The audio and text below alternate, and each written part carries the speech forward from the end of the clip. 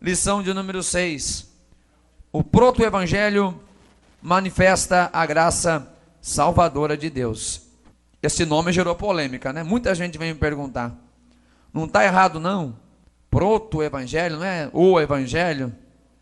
Está certo, a gente vai entender. Quem já leu o manual já sabe a resposta, né? Então vamos abrir a nossa Bíblia no livro de Gênesis, capítulo 3 e o versículo 15. Livro de Gênesis, capítulo 3, versículo 15. Vamos ler a palavra de Deus? Gênesis 3, versículo 15. E porei inimizade entre ti e a mulher, e entre a tua semente e a sua semente, e esta te ferirá a cabeça, e tu lhe ferirás o calcanhar. Preste atenção. Deus tinha avisado o homem para o homem não pecar. Deus havia estabelecido a sua vontade para o homem. Como nós falamos na aula anterior, Deus colocou de forma muito clara ao homem a sua vontade. Os princípios fundamentais da fé, eles não são difíceis de entender.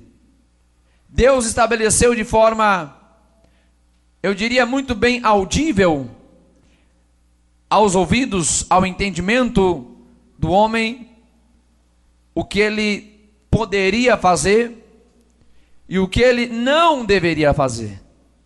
Mas conforme nós já lemos, e foi exatamente o que estudamos na aula anterior, este homem decidiu pecar, decidiu desobedecer, isto é pecado, decidiu seguir uma direção completamente distinta daquela que o pai havia o estabelecido.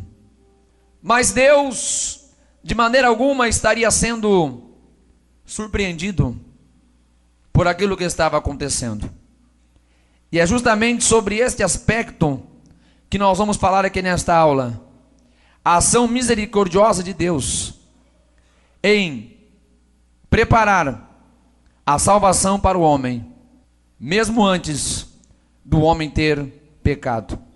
A Bíblia nos fala que Deus já conhecia tudo, Deus já sabia de tudo.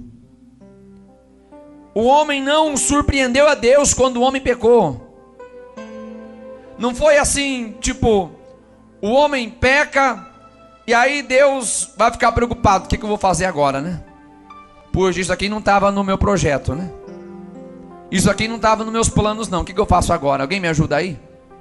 Não, Deus já sabia, na sua presciência, aquilo que aconteceria. Deus já sabia que o homem pecaria, de maneira que a Bíblia nos fala que este cordeiro, ele foi morto desde a fundação do mundo. Este cordeiro já havia sido preparado por Deus, porque Deus sabia que o homem iria falhar. Por isso, Deus preparou a redenção. Deus já sabia do erro do homem, já sabia das consequências que este erro traria ao homem, já sabia da separação que o pecado causaria entre a sua criatura com o Criador. Deus já sabia o quão amargo seria a vida deste homem, distante do seu Criador. Portanto, Deus já havia preparado de antemão o cordeiro que seria morto para salvar toda a humanidade. Deus é grandioso em amor, Deus é grandioso em perdão. Antes que eu e você busquemos o perdão, Deus já tem o perdão preparado para nós. Preste atenção, antes que eu e você reconheçamos o nosso pecado, Deus já tem o perdão preparado para nós. Agora só existe um único passo para que este perdão se concretize em nossa vida: é a gente buscar a Deus. Chegai-vos a Deus e Ele chegará a vós. Deus nunca está distante do homem, de maneira alguma. É o homem que se afasta de Deus. Deus de maneira alguma abandona a sua criação. É a criatura que abandona o Criador. Deus já havia preparado para o homem a redenção. Por isso eu parto do princípio. Posso acreditar por inferência que aquele homem poderia não sofrer dano nenhum do pecado. aquele homem que pecou naquele mesmo momento no jardim, poderia ser perdoado ali mesmo, porque o cordeiro já havia sido preparado. Adão poderia muito bem ser perdoado ali mesmo no jardim, acredito que sim, porque o cordeiro já havia sido preparado desde a fundação do mundo. Deus já havia preparado o cordeiro para perdão dos pecados. Há uma redenção preparada para nós. Jesus Cristo, o Cordeiro de Deus, já foi sacrificado. Já há o perdão de Deus disponível para mim e para a sua vida. Nesta aula nós vamos atingir 4 objetivos. Primeiro, vamos entender o significado da expressão proto-evangelho. Depois vamos aprender que a expressão semente da mulher refere-se a Jesus. Vamos compreender que a expressão calcanhar ferido refere-se a Jesus. E vamos descobrir que os efeitos da obediência de Jesus superam as consequências do pecado. Preste atenção. O apóstolo Paulo vai referir-se a Jesus. Primeira epístola a Coríntios, capítulo 15, versículo 45. Ele vai referir-se a Jesus como o segundo Adão. Ao referir-se a Jesus como o segundo Adão, ele está fazendo menção da humanidade de Jesus Cristo. Já sabemos que Jesus, ele vivia simultaneamente em 2 naturezas: natureza divina e natureza humana. Alguns usam a expressão 100% Deus, 100% homem. É claro que a gente não tem como estabelecer uma proporção, mas é uma expressão mais fácil para a gente entender. Ele era plenamente Deus, à medida que também era plenamente homem. E ele sendo Deus, a Bíblia nos fala, o verbo encarnado.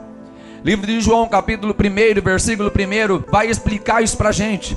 Que o verbo, no princípio era o verbo era Deus, o verbo estava com Deus. Está falando de Jesus, mas este verbo se fez carne. Esse verbo habitou entre nós, e nós vimos a glória do Senhor como a glória do primogênito. Está falando de Jesus.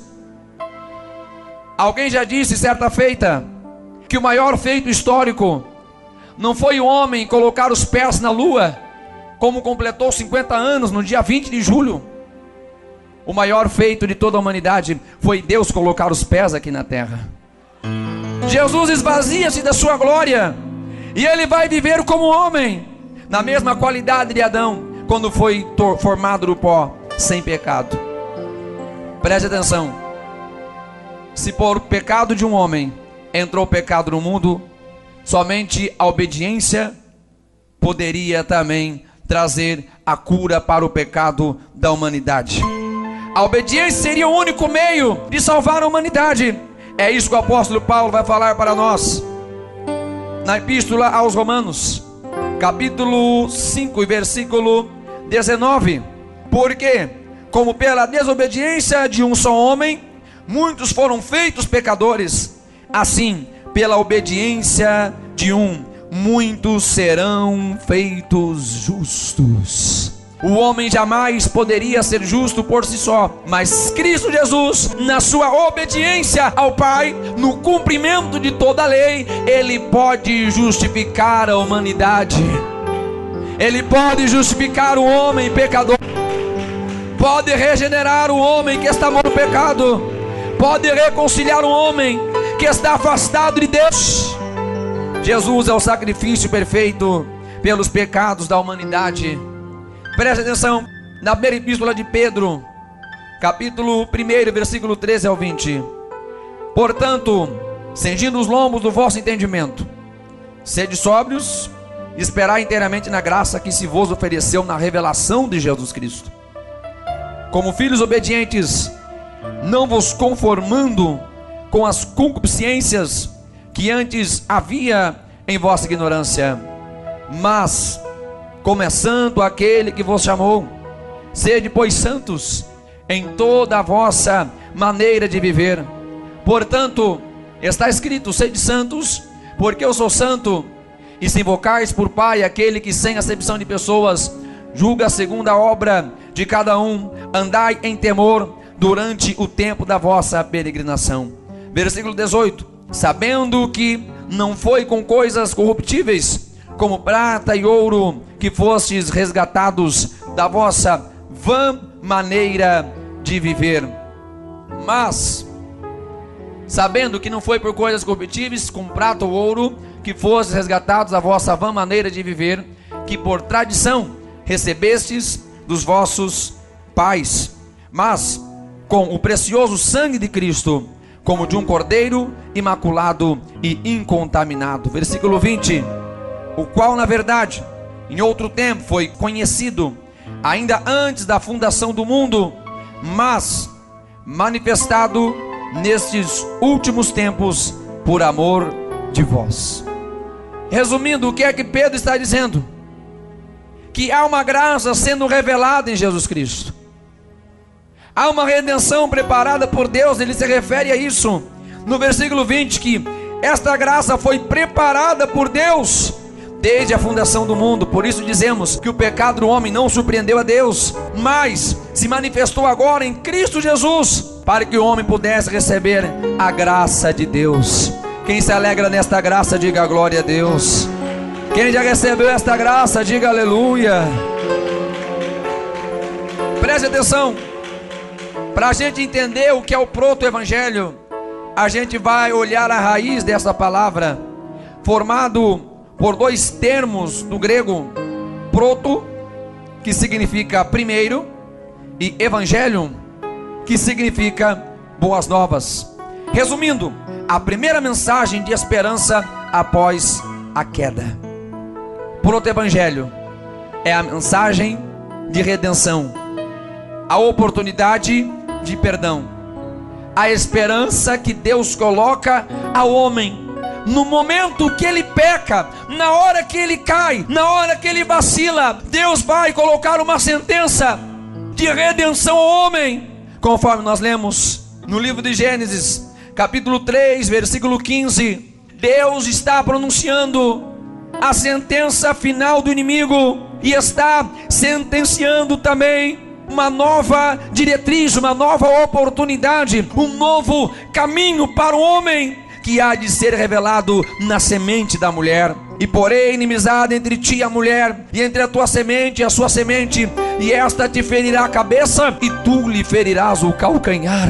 Deus está se referindo daquele que nascerá da mulher para salvar a humanidade. Às vezes a gente pensa que quando a gente peca, Deus corre da gente. O pecado faz a separação entre nós e Deus, isso nós sabemos. Isaías 59, 2. O pecado separa, mas Deus não se ausenta. Como assim, pastor? Não entendi. Deus ainda estava ali. O homem está no jardim, Deus ainda está ali. A única coisa que afasta, que causa distância entre nós e Deus, é quando a gente rejeita o convite do perdão de Deus. Deus está convidando o homem para perdão nos seus pecados. Preste atenção. Toda vez que eu e você erramos, Deus está preparado para nos dar o perdão. Deus nem precisa colocar consequências sobre o nosso pecado. As consequências que vivemos é do próprio pecado. Não é que Deus castiga a gente quando a gente peca. O nosso próprio pecado traz frutos ruins. Mas Deus todo tempo está chamando a gente para o arrependimento. Deus todo tempo está chamando a gente para a reconciliação. Deus já tinha preparado, Ele sabia o que ia acontecer. Há o perdão de Deus para nós, há uma redenção de Deus para nós. A semente da mulher a qual Deus se refere é o Senhor Jesus. Como nós falamos, através da desobediência de um homem, toda a raça humana foi manchada. O nosso pecado é congênito, já está no sangue. O salmista Davi vai falar lá no Salmo 51: em pecado fui formado, e em pecado concebeu a minha mãe. Ele está falando, o meu pai era pecador, minha mãe era pecador e eu já nasci pecador. O pecado já está na nossa natureza. O nosso pai Adão pecou, e esse pecado está atribuído a toda a raça humana. A desobediência é pecado, a desobediência afasta-se o homem de Deus. Mas havia outro homem que viria depois, conforme Paulo vai falar, o segundo Adão. Pela obediência de outro homem, a restauração é conquistada. O homem é separado pelo pecado de um homem. A humanidade é separada de Deus pelo pecado do primeiro Adão. E agora toda a humanidade pode ser restaurada através da obediência de um homem, o segundo Adão, Jesus Cristo. Agora nós podemos ser restaurados não pelas nossas obras, não pelas nossas qualidades, mas é a obediência de Jesus Cristo. É a obediência de Jesus na sua missão que nos proporciona restaurar tudo aquilo que o pecado desfigurou, tudo aquilo que o pecado destruiu, é readquirido em Jesus Cristo. A semente da mulher nos fala que aquela mulher daria luz a um filho, e este filho venceria a serpente. Da semente da mulher nasceria um que venceria todas as obras do mal. Presta atenção, entre os 4 evangelhos, a gente observa que Lucas é o evangelista que mais foca na humanidade de Jesus. Talvez por ele ser médico, mas ele é o que mais destaca os critérios que mostram Jesus como homem, a natureza humana de Jesus. No entanto que Lucas é quem vai puxar a antecedência de Jesus desde Adão. Aquele que é descendente de Adão, evidentemente também de Eva. Lucas chama a atenção que aquele que veio da descendência do homem pecador, do homem que trouxe o pecado à humanidade, é por meio deste homem que virá também a salvação. Por meio da natureza humana, Jesus representa toda a humanidade diante de Deus. Se Adão representa toda a humanidade para o pecado, Jesus Cristo agora, vindo em forma de homem, na sua natureza humana, na sua humanidade, ele então vem representar toda a humanidade diante do Senhor, porque cada pecador deveria pagar pelo seu pecado. Assim era na antiga aliança. Cada pecador ia até o sacerdote, levava o seu animalzinho para sacrificar. Cada pecador era responsável por responder pelo seu pecado diante de Deus. Agora não, Jesus Cristo vai vir e vai representar todo mundo. Jesus vai representar toda a humanidade, para que pelo sacrifício de um, toda a humanidade alcance o perdão dos seus pecados. Cristo é o nosso representante diante de Deus. Não podemos esquecer que o sacrifício de Jesus foi um sacrifício vicário. Ele ocupou o nosso lugar. Ele pagou um preço que era nosso. Temos algumas evidências que são dignas de nota quanto à natureza humana de Jesus. Preste atenção. A Bíblia mostra a concepção de Jesus. Apesar dele ser concebido pelo Espírito, mas ele foi concebido dentro de uma mulher. A Bíblia nos fala sobre a gestação. Maria teve a gestação de Jesus, como todas as outras gestações, como toda outra mulher. Não foi uma gestação espiritual. De fato, Maria tinha ali um bebê. Jesus foi formado como toda criança é formada. A Bíblia nos mostra o nascimento de Jesus. Ele não caiu do céu de repente assim, apareceu. Nasceu, foi criança. Lucas capítulo 2, versículo 52, mostra que ele crescia e se fortalecia. Havia um desenvolvimento físico. Mateus 13, 55 nos mostra que ele tinha ocupação profissional, tal como o seu pai adotivo José. Jesus também trabalhava nas artes de carpintaria, o qual ele trabalhou até os seus 30 anos de idade, quando então ele vai iniciar o seu ministério. e se fez necessário ele deixar a sua ocupação profissional para servir somente ao ministério. Vemos também que ele, como homem, ele tinha limites físicos. Mateus 4:2 nos fala que, tendo jejuado 40 dias e 40 noites, teve fome. Se ali fosse um anjo, não precisava nem comer, mas ele teve fome. Em Mateus 26 a gente vai ver Jesus aonde? No jardim de Getsêmani. E a Bíblia nos fala que o seu suor era como grandes gotas de sangue. Há um estudo científico que explica que em um alto teor de tensão, de estresse, e o suor começa a se misturar com o sangue que vai saindo pelos poros. Jesus era tão homem quanto eu e você, era humano como nós. Jesus tinha emoções. É justamente esse é o texto de Mateus 26:37. Foi um alto nível de estresse, um alto nível de tensão psicológica. Jesus era humano. Jesus precisava vir como homem para dar o exemplo. Jesus precisava vir como homem para dar vitória a toda a humanidade. Por que é importante a gente entender Jesus na sua natureza humana? Porque às vezes a gente olha somente o Jesus na natureza divina. E na natureza divina ele não teria dificuldade nenhuma.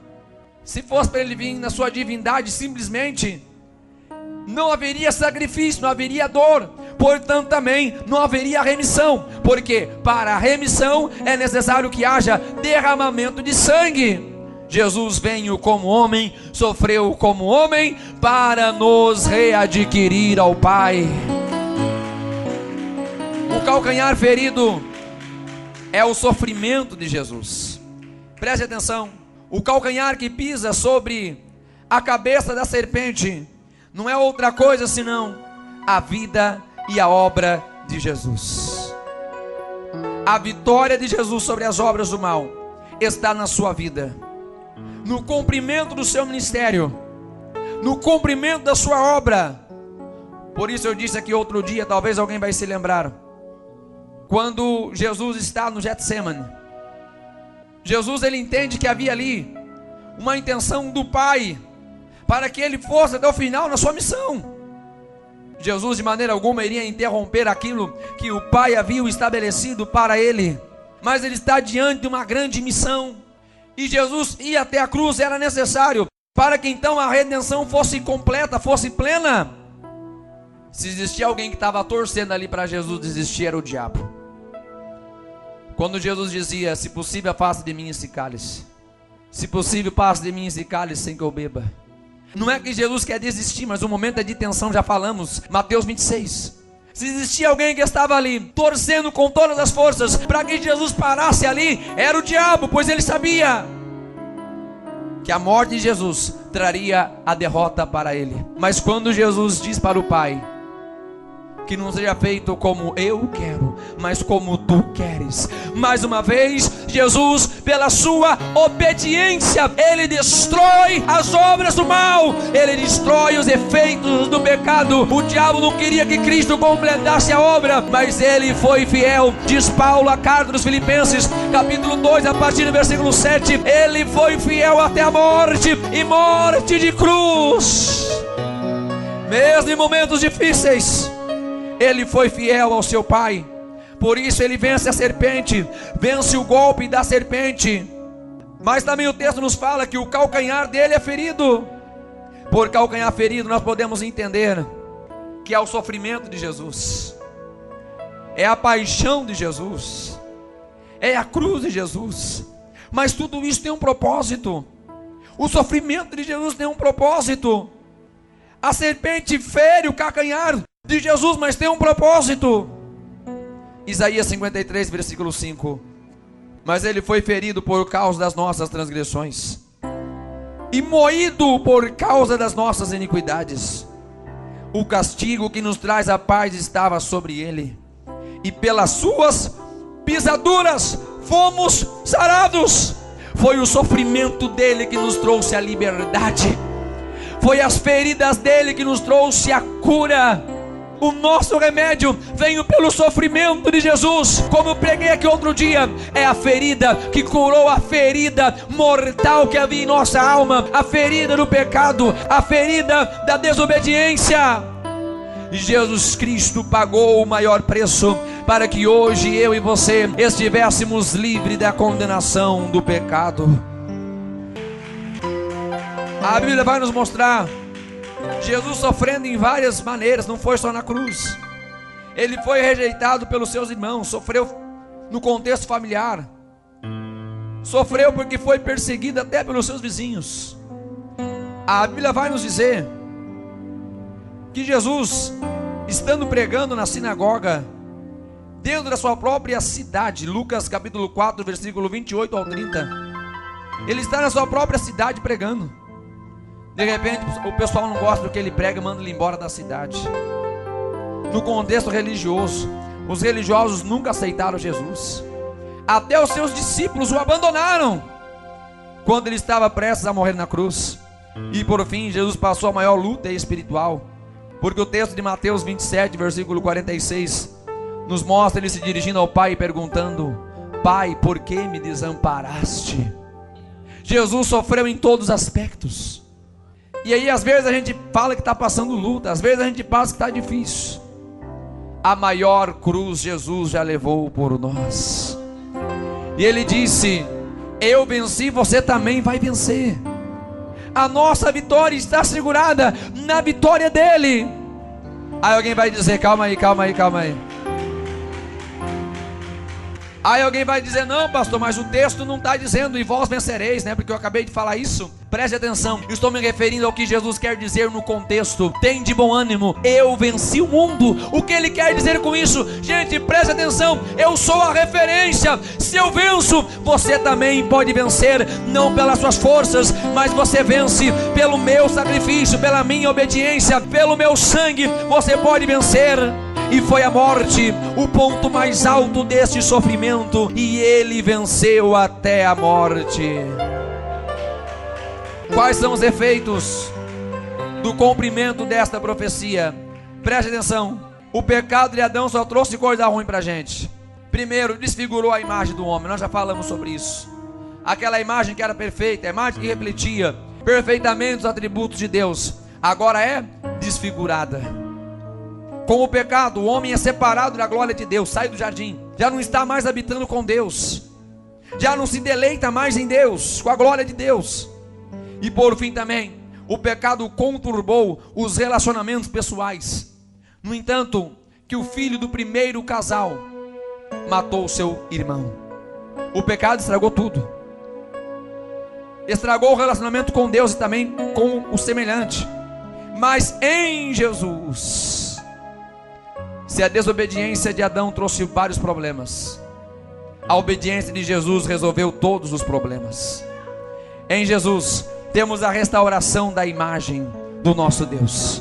A imagem que foi desfigurada, a imagem que foi manchada, a imagem que foi prejudicada, agora em Jesus nós somos renovados de glória em glória, e a cada dia nos tornamos mais semelhantes a Deus. Por fim também em Jesus nós temos a reconciliação com o Pai. Ele refaz a amizade, ele religa a ponte, aquilo que estava desfeito, a amizade que estava destruída. Cristo vai reconciliar um homem a Deus. E por fim, vai trazer um novo patamar de vida social, quando Ele ensina nós amarmos o nosso próximo como a nós mesmos. Quando Ele ensina a gente a amar até mesmo nossos inimigos, e não desejar o mal, não pagar o mal para ninguém. Tudo aquilo que o pecado lhes faz, Jesus vem e conserta.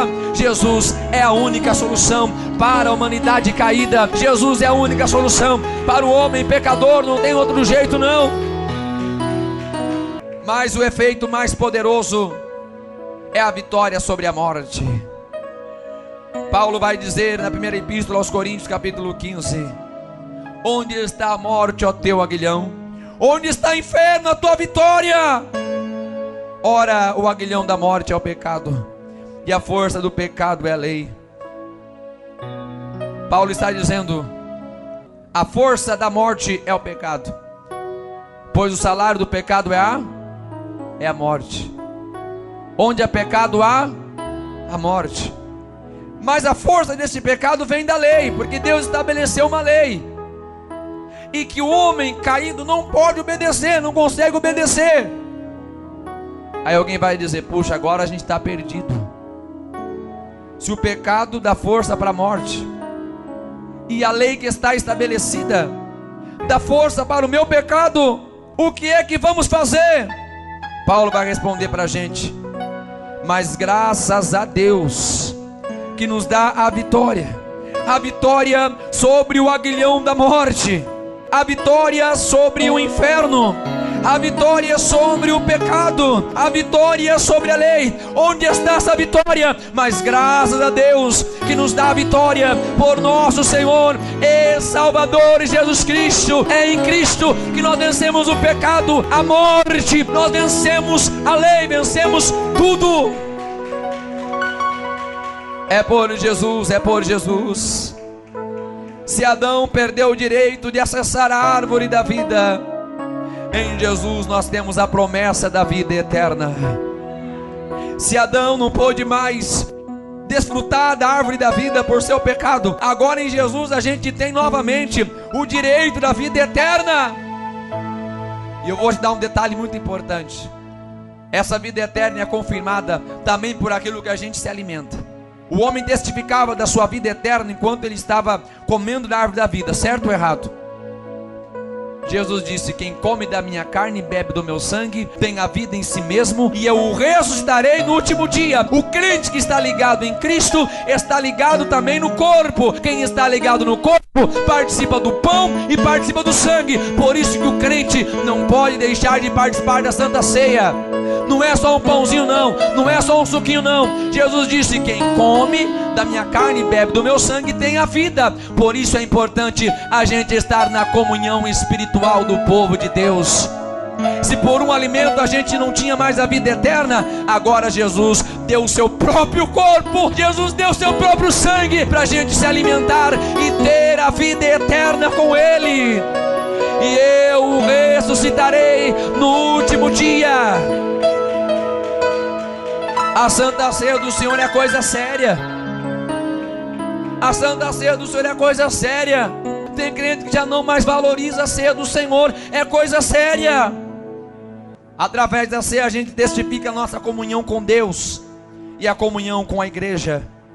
E Jesus disse: tem vida em si mesmo. Mas o assunto hoje não é ceia, vamos concluir. O proto-evangelho apresenta o modo da reconciliação de Deus. Como ele faria essa reconciliação? Através da obediência e o sofrimento de Jesus. Quando Jesus diz que ele ferirá a serpente ferirá o calcanhar do filho da mulher, Deus não está falando outra coisa senão do seu filho, que viria, obedeceria, sofreria, mas sendo ele justo e santo, traria o resgate para o homem de todo o poder do pecado.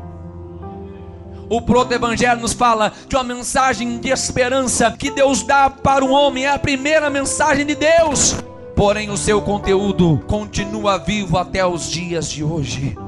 Podemos ser restaurados à imagem de Deus, e por fim teremos a vitória sobre a morte. Mas graças a Deus que nos dá a vitória por nosso Senhor e Salvador Jesus Cristo.